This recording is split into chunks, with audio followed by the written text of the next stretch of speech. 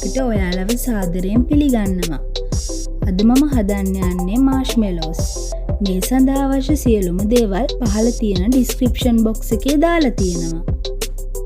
මේ සඳහා සීනි කිලෝග්‍රෑම් 1යි, වැනිලා තේ හැඳි 1යි, ජෙලටින් ග්‍රෑම් 60යි, කැමැති වර්ණකයක් සහ මීට අමතරව අයිසින් සුගර් සහ උණු වතුර අවශ්‍ය වෙනවා. මුලින්ම භාජනයක් අරගෙන ඒකට උණු වතුර කෝප්පයක් එකතු කරලා ජෙලටින් ටික ටික දාලා මිශ්‍ර කරනවා.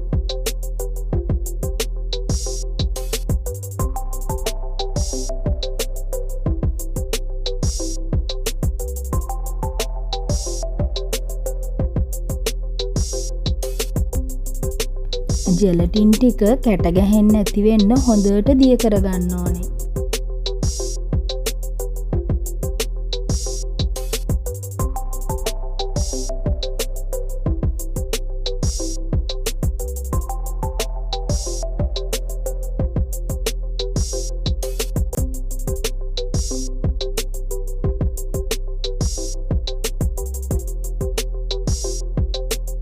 දැන් අපි තවත් උණු වතුර කෝප්පයක් එකතු කරලා හොඳට ජෙලටින් ටික දිය කරගන්නවා.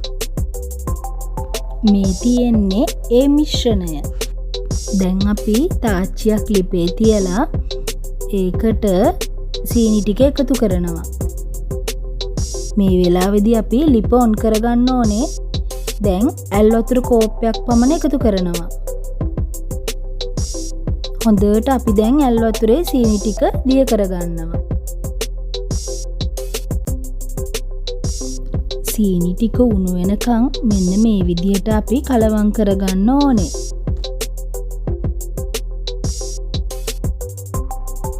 මෙන්න මේ පදමට ආවට පස්සේ ජෙලටින් ටික එකතු කරනවා.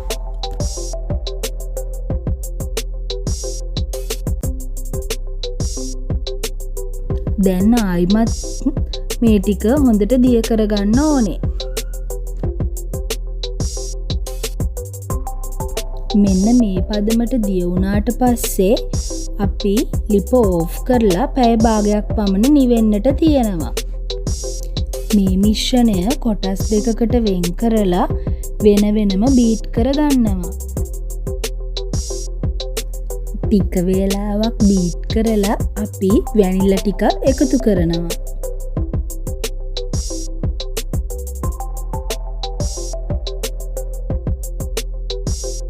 මේ පදමට එනකන් බීට් කරගත්තම ඇති.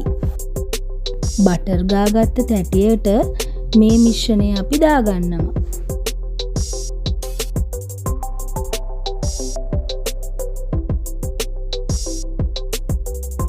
ඉතිරි කරගත්ත අනෙත් කොටසට කලරින් බින්දුවක් දාලා ඒක බීට් කරගෙන මේ ලේයර් එකට උඩින් දානවා.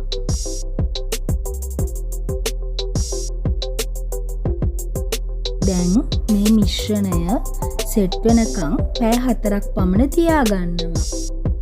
ඊළඟට අයිසින් සුගර් හෝ කෝන් ෆ්ලාර් එකතු කරමින් මෙන්න මේ ආකාරයට අපි කෑලි කපා ගන්නවා.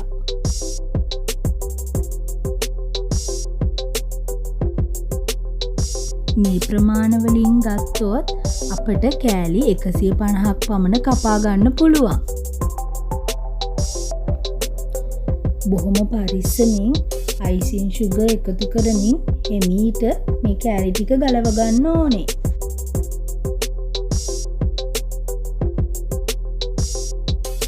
මේ තමයි අපි හදාගත්ත මාෂ්මෙලෝස් ටික. මේ වගේ මාෂ්මෙලෝස් ඔයාලත් උත්සව කාලෙට හදලා රස බලලා පහලින් කමෙන්ට් එකක් දාන්න අමතක කරන්න එපා.